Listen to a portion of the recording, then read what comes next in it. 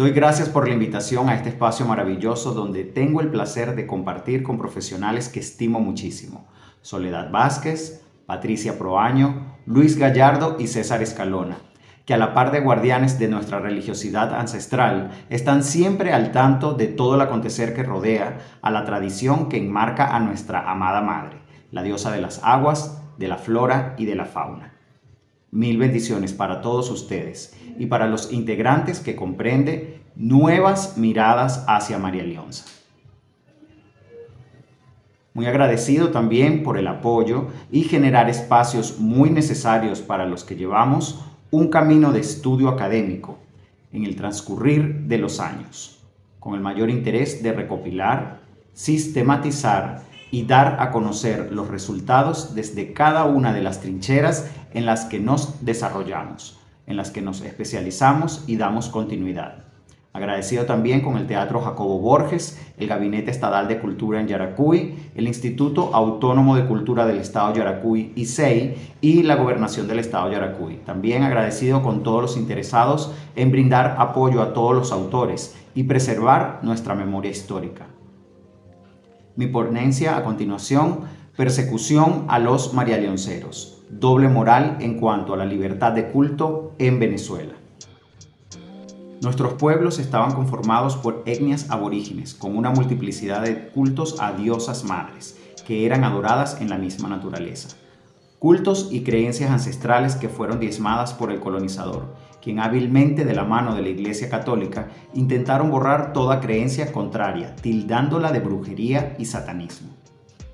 La colonización por parte de España y Portugal hacia las naciones de América trajo consigo, entre otras cosas, la predicación del culto cristiano de la mano de algunos representantes de la Iglesia Católica, ayudados por los conquistadores, lo que en varios casos se produjo de manera forzada y violenta contra los pueblos originarios, vía una férrea intolerancia religiosa, expresada en la destrucción de templos, extirpación de idolatrías y destrucción sistemática de arte sacro nativo, esculturas, orfebrería, pinturas, construcción de recintos católicos sobre templos, prohibición o quema de diversos tipos de registros de costumbres, trabajo intelectual e historia americana, como la quema de códices mayas y quipus incas, por considerárseles diabólicos o no convenientes para los americanos, la tortura o muerte del practicante de otra religión, bautizos masivos obligados, manipulación de ritos nativos para ajustarlos a requerimientos católicos, entre otros. Vemos entonces que el proceso de apropiación cultural por parte del conquistador eliminaba todo rastro de la espiritualidad ancestral para obligar a nuestros aborígenes a aceptar la nueva religión.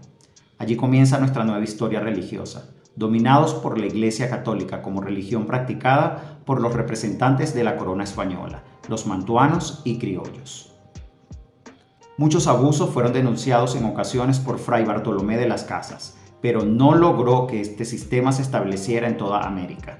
A veces se prohibieron otras prácticas o rituales diferentes a los católicos, argumentando supuestas razones humanitarias, ya que acusaban a los sacerdotes, chamanes, mojanes de las creencias indígenas de cometer sacrificios humanos y hasta canibalismo, y muchas de estas acusaciones, si no todas falsas, fueron excusas para poder proceder en contra de las etnias en desventaja para poder usurpar e invadir terrenos.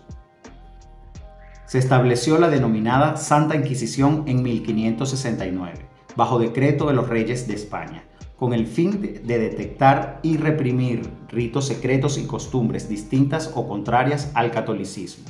La Inquisición actuaba supuestamente solamente contra los bautizados. Sin embargo, desde 1575 se prohibió que la Inquisición actuara contra los indios a causa de su reciente bautismo, cosa que no ocurrió en la realidad. Este tribunal fue abolido en 1820, pero las consecuencias fueron mortales para nuestros pueblos, que muchos huían para preservar su vida y creencias ancestrales. Había 10 posibles acusaciones: renegar de Dios, blasfemar, no hacerse la cruz y quitarse el sombrero frente a una imagen, adorar al diablo, sacrificar niños al diablo o consagrarlos a sus servicios desde el vientre de la madre, incesto, canibalismo, matar con veneno o sortilegios, hacer morir al ganado, hacer pudrir los frutos y causar esterilidad. Un acusado que no contestaba era declarado como hereje, negativo e impenitente. Ahora, ¿por qué una creencia en un Dios de amor crea un tribunal de terror tan sangriento como las acusaciones que hacían contra nuestras etnias? Vamos al contexto en el que se basan los cristianos para acabar con todo lo que no pertenece a sus iglesias. Veamos de dónde sale ese fanatismo en matar a quien no compartiera sus creencias. Éxodo 22:18. No dejarás con vida a la hechicera. Levítico 20:6. En cuanto a la persona que vaya a los médiums o a los espiritistas para prostituirse en pos de ellos, también pondré mi rostro contra esa persona y la cortaré de entre su pueblo. Levítico 20:27. Si hay médium o espiritista entre ellos, hombre o mujer, ciertamente han de morir, serán apedreados, su culpa de sangre sea sobre ellos. Deuteronomio 18:10-11. No sea hallado en ti nadie que haga pasar su hijo o a su hija por el fuego, ni quien practique adivinación, ni hechicería, o sea agorero, o hechicero, o encantador, o medium, o espiritista, ni quien consulte a los muertos. Levítico 19:31. No os volváis a los médiums, ni a los espiritistas, ni los busquéis para ser contaminados por ellos. Yo soy el Señor vuestro Dios. Todas las referencias son tomadas de la Biblia de uso común por católicos y protestantes, en sus diversas ramas y creencias. Con esto no pretendo condenar a los creyentes de estas religiones, sino presentar un poco de la historia que nadie cuenta. Con esto se creó un tribunal llamado el Santo Oficio y copiado por los protestantes para torturar y asesinar a cuantos no creyeran o se arrepintieran ante una iglesia vil. No olvidemos tampoco los hechos ocurridos en Salem, Estados Unidos, donde los protestantes ahorcaron a una serie de mujeres inocentes que fueron víctimas de las ansias de poder de los pastores que querían despojarlas de sus tierras a las familias cristianas que fueron acusadas de brujería. Ahora bien, ya conociendo esta creencia cristiana en acabar con todo rastro de lo que no se sujetara al dominio religioso impuesto, podemos entender el por qué aún hoy quienes se fanatizan con este tipo de religiones nos critican, juzgan y condenan, no solo de palabra, sino hasta con acciones, como acusarnos de hacer el mal en contra de nuestras comunidades y a su vez atentar contra nuestros hogares y la integridad propia. Por disposición de Felipe II en 1572, el Tribunal de la Inquisición carecía legalmente de jurisdicción sobre los indios, por tener una fe flaca. Pero como los curas coloniales eran del parecer de que a veces, haciéndose el demonio visiblemente presente, disfrazado en la persona de un indio, entonces sí apresaron a los indios sospechosos, por lo menos en Venezuela. Veamos algunos casos que pueden encontrar en los archivos. En Caracas, la primera víctima fue el maestro de escuela Lucio Lombardo, quien tenía el vivero Patio de los Claveles, en la esquina de Pelota, Abanico. Fue acusado de brujo porque visitaba en las noches a los cementerios para estudiar las luces fosforescentes que despiden los huesos en descomposición. Esta era su creencia. Los principios de vida residen en la médula de los huesos. Fue quemado públicamente en la esquina de Santa Bárbara, a la izquierda del puente sobre la quebrada Catuche. Con mejor suerte se salvó en Coro en 1618 el sastre Luis de Quesada, el cual por decir que los curas mienten, fue condenado únicamente a 6 años de presidio y después fue desterrado de Venezuela. En 1650 emboconó un proceso de idolatría contra un cacique por haber sacrificado un animal de pico largo llamado cuache para que su esposa se sanara de una enfermedad. El 26 de febrero de 1713 hubo en Carache, Estado Trujillo, un auto de fe contra los indios Mateo Frontino de San Miguel, Sal Pérez de Guanda y Palos de Boconó, al ser sorprendidos por el dogmatizador Juan de Mendoza, ofreciendo cacao al dios de la lluvia. En 1750, el Santo Oficio aplicó en Siquisay 50 latigazos por haber adorado un ídolo a los indios Benito Vázquez, Lorenzo Urbina, Gonzalo Patero y Dionisio el Tartamudo. Luego de todo esto no será hasta después de la disolución de la Gran Colombia, cuando un 18 de febrero de 1834, el presidente José Antonio Páez refrenda la ley que permite en Venezuela todos los cultos religiosos, teniendo en cuenta, entre otras cosas, que la libertad religiosa es una parte esencial de la libertad civil. Su artículo único reza: no está prohibida en Venezuela la libertad de cultos. Su impulsor fue Tomás Lander, uno de los principales pensadores e ideólogos liberales de la época post-independentista. Lander aborda el problema de la libertad de culto desde varios puntos de vista. Lo expresó como un problema humano, moral, social e incluso comercial, es decir, diversifica el problema que en realidad posee varias aristas. Lander lleva un plano de igualdad a todas las religiones. Tempranamente habló no de tolerancia religiosa, sino de respeto a todas las religiones, por ser valederas para quienes las practican. Aquí entonces entendemos que esta libertad de cultos realmente buscaba establecer en el país una seguridad para los extranjeros, los que querían venir al país y establecerse. Esto impactaría en la economía, devastada desde entonces. La Iglesia veía que con esto perdería el dominio que tenía y, según Páez, el decreto alarmó a las autoridades eclesiásticas, pues de ahora en adelante debían acatar la tolerancia religiosa ante los extranjeros que venían a establecerse permanentemente con su industria en el país. Daremos ahora un salto hasta la promulgación del artículo en nuestra Carta Magna, que para 1961 dice: Artículo 65. Todos tienen el derecho de profesar su fe religiosa y de ejercitar su culto, privada o públicamente, siempre que no sea contrario al orden público o a las buenas costumbres. El culto estará sometido a la suprema inspección del Ejecutivo Nacional, de conformidad con la ley. Nadie podrá invocar creencias o disciplinas religiosas para eludir el cumplimiento de las leyes, ni para impedir a otro el ejercicio de sus derechos.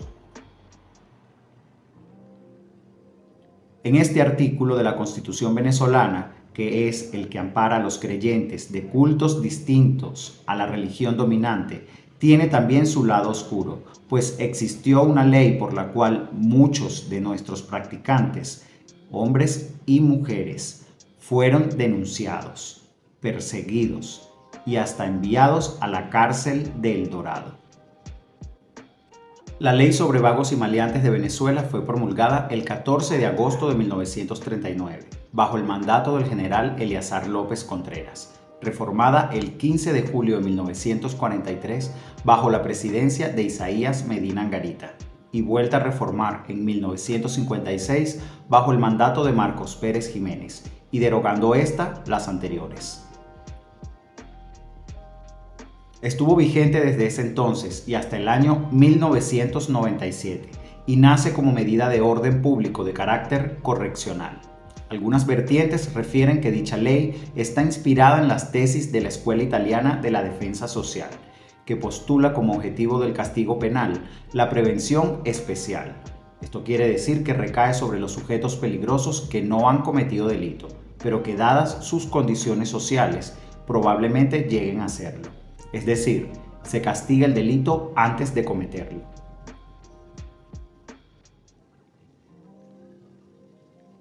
Se tiene como cierto que esta ley fue una copia de la Ley de Vagos y Maleantes española. que fue dictada el 4 de agosto de 1933, durante la Segunda República, que precedió la dictadura del general Francisco Franco. En los años siguientes se implementaron las llamadas redadas policiales, en las que se llevaban presos a todos aquellos que se consideraran, en el marco de la referida ley, como personas que atentaban contra la moral y las buenas costumbres.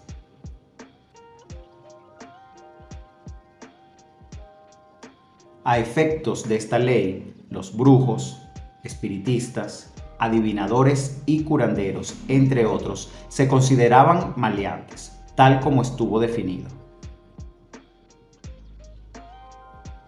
Los numerales que nos ocupan específicamente son del artículo 3.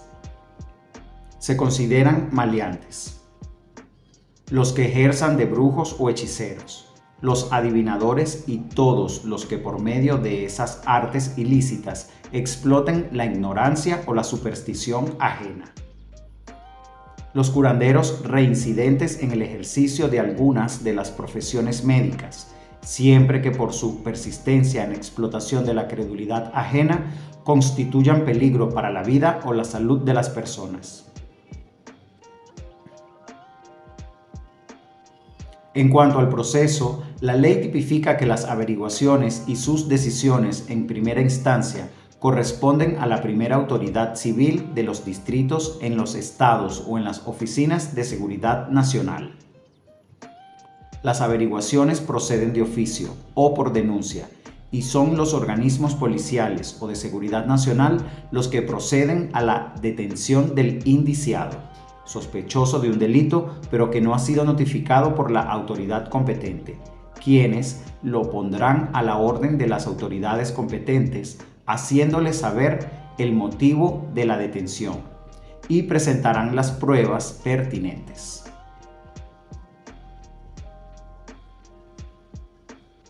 Se hará comparecer al indiciado y se le impondrá el motivo de la detención y a continuación se hará la interrogación de los hechos, así como sus datos personales y maneras de vivir durante los 3 años anteriores.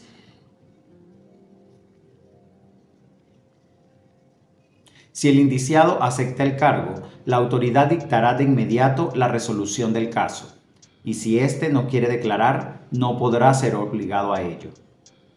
En cambio, si guarda silencio, se entenderá como rechazo de cargos y se concederá un lapso de 3 días para promoción y evacuación de pruebas. En cualquiera de los 2 casos, el indiciado se someterá a un examen médico legal si existiere la sospecha de enfermedad mental o contagiosa. Luego del lapso probatorio, la autoridad dictará la decisión correspondiente, donde puede resultar inocente o culpable, y se impondrá la sanción respectiva que va desde amonestaciones, internamiento en casas de corrección o de trabajo, prohibición de residir en un lugar determinado del territorio, hasta el confinamiento, que no será mayor a un lapso de 3 años. El indiciado tiene el derecho de apelar a esta decisión dentro de las 24 horas siguientes a su notificación, según lo tipifica el artículo 24 de dicha ley. El proceso para la declaración de la ley como inconstitucional inició el 17 de julio de 1985 ante la Corte Suprema de Justicia. Dicha demanda fue admitida el 13 de agosto del mismo año y luego de casi 12 años, el 14 de octubre de 1997, bajo la presidencia de Rafael Caldera y fundado en el carácter violatorio de los derechos humanos de esta ley, así como la inconstitucionalidad y bajo el precepto de que la sociedad evoluciona y con el tiempo hace inaplicable algunas leyes, la Corte declaró su inconstitucionalidad. Volvemos a la época de Pérez Jiménez, momentos en los que se declara la montaña de María Leonza como monumento natural. Se desató una obsesiva e implacable persecución contra los practicantes del culto. personas como la sacerdotisa Rosa Soteldo, alumna de don Lino Valles, y a los que ya les había llegado la buena nueva del culto a una diosa propia con arraigo en los ancestros indígenas, tuvieron que entrar en la clandestinidad y a escondidas seguir haciendo la peregrinación a la montaña. Calificativos como brujería, brujos y relacionados al satanismo, la estafa y la ignorancia fueron constantes en los reportajes que se publicaban en las décadas de los 60, 70 y 80 del siglo pasado, y aún hoy, 60 años después, se publican en redes sociales para acusarnos y faltarnos el respeto a quienes practicamos un culto ancestral de origen indígena, como aún nos califican las sectas cristianas y hasta la misma Iglesia Católica, ser adoradores de su demonio. Destaca un artículo publicado en el diario El Nacional en el año 1950 que refleja lo que refiero. Consideramos que el analfabetismo, la superstición y la ignorancia de los principios elementales de la higiene, los principales obstáculos para la cooperación popular que el médico requiere en su lucha contra las enfermedades. En el mismo plano colocamos el curanderismo, que por la prevalencia de aquellos obstáculos, aparte de constituir un peligro para la vida y la salud de los ciudadanos, aísla a un sector numeroso de la acción médico-sanitaria. En este sentido proponemos lucha contra el analfabetismo y la superstición, charlas en las escuelas sobre educación sanitaria, divulgación de las causas de enfermedad por medio del cinematógrafo, desenmascaramiento de la labor criminal de los curanderos y desarrollo contra estos de una acción policial más enérgica que la actual. Eran notas que buscaban la persecución de nuestros cultores. Luego de la derogación de la ley de vagos y maleantes, el cambio de gobierno al sistema político actual reformó nuestra Constitución y en el proceso de cambio y ajuste se dieron debates al respecto de lo que hoy es el artículo que nos ampara en materia de religión y culto. A partir del 23 de octubre de 1999 se produjeron debates referentes a la libertad de conciencia, religión y culto, que provocaron amplias deliberaciones al respecto. La propuesta inicial redactada por la Comisión Constituyente estaba redactada así. Artículo 61. El Estado garantiza la libertad de culto y religión. Todas las personas tienen derecho a profesar su fe religiosa y a manifestar sus creencias, en privado o en público, mediante el culto, la enseñanza u otras prácticas, siempre que no se opongan a la moral, las buenas costumbres y el orden público. Se garantiza asimismo la independencia y la autonomía de las iglesias y confesiones religiosas, sin más limitaciones que las derivadas de esta Constitución y las leyes. Los padres tienen derecho a que sus hijos reciban la educación religiosa que estén de acuerdo con sus convicciones. Entre los participantes para la discusión de tal propuesta, el primero en hacerlo fue el constituyente Alter Levy, que manifestó: creo que la religión católica, protestante, judía, musulmana, fundamentalmente se ven reflejadas en este artículo, y toda creencia religiosa podrá ser profesada por los venezolanos y habitantes de este país. Desde un primer momento se recibieron anexiones a la inserción de la libertad de religión y de culto en la Carta Fundamental, siendo el enfoque inicial ubicar la libertad de religión como la libertad positiva de profesar cualquier religión, omitiendo la libertad negativa de no adherirse a ninguna religión. Fue el constituyente Elías López Portillo quien señaló que debía agregarse un párrafo a la propuesta leída por Secretaría. Ninguna religión tendrá carácter oficial. Se garantiza la independencia y autonomía de las iglesias y confesiones religiosas, sin más limitaciones que las establecidas en la ley.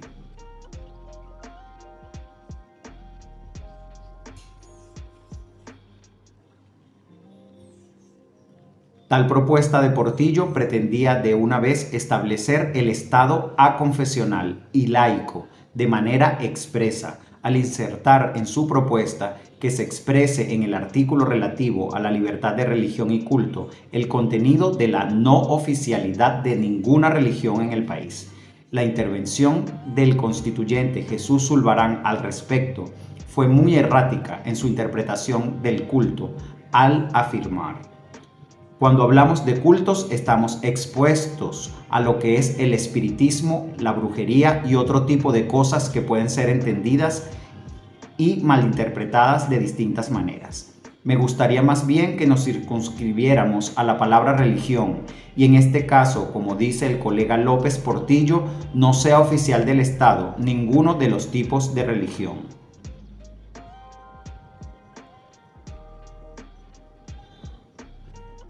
La intervención de Zulbarán fue de nula profundidad en el conocimiento del tema, al ubicar en primer lugar el culto como una actividad circunscrita a aspectos místicos, excluyéndolo del ámbito religioso en su totalidad, pretendiendo incluso eliminarlo del contenido del artículo, sin dejar la posibilidad abierta de ser incluido en otro artículo. Separa el constituyente, en definitiva, el culto como elemento de la religión, no calificándolo siquiera como una libertad. El tema de la discusión es muy amplio. Solo con ese detalle podemos apreciar que hay intereses en que solo sean tomadas en cuenta las religiones y no así los cultos. En la actualidad, la Constitución de la República Bolivariana de Venezuela, en su artículo 59, contiene: el Estado garantizará la libertad de religión y de culto. Toda persona tiene derecho a profesar su fe religiosa y cultos y a manifestar sus creencias en privado o en público mediante la enseñanza u otras prácticas, siempre que no se opongan a la moral, a las buenas costumbres y al orden público. La República garantiza la independencia y la autonomía de las iglesias y confesiones religiosas. A su vez, la Constitución deja en potestad del padre y la madre el derecho a que sus hijos o hijas reciban la educación religiosa que esté de acuerdo con sus convicciones. Actualmente se conoce de propuestas ante la Asamblea Nacional para definir una ley de cultos y religiones, que pretende generar un reglamento hasta ahora inexistente. Ya con todo lo anterior en nuestras manos, es decir, el desarrollo oficial de las religiones como elemento decisor en nuestro país en materia de creencias, debemos estar alertas y no perder de vista todo el desarrollo, pues corremos con el riesgo de vivir una nueva persecución oficial por parte de los organismos del Estado para acabar nuevamente con nuestro culto venezolano.